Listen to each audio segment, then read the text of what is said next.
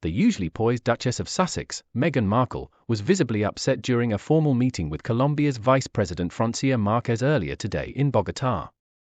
The drama unfolded as Marquez repeatedly referred to Markle simply by her first name, refusing to address her by her royal title.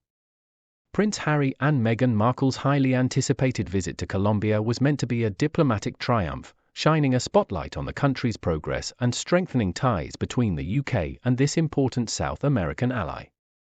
However, the trip quickly went off the rails due to an unexpected clash of egos between Markle and the formidable Vice President Marquez.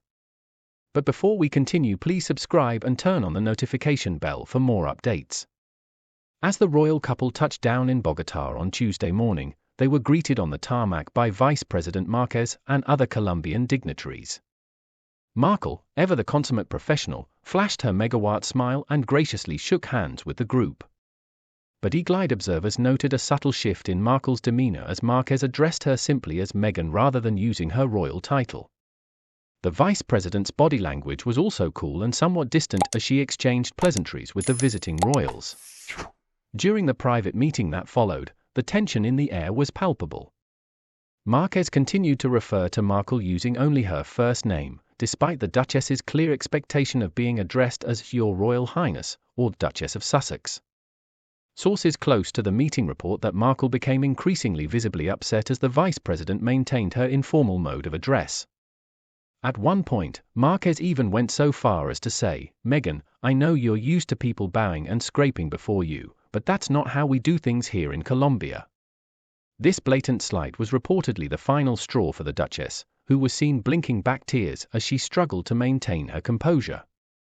Prince Harry, ever the protective husband, immediately interjected, saying, "With respect, Vice President, my wife is to be afforded the same courtesies as any other member of the British royal family."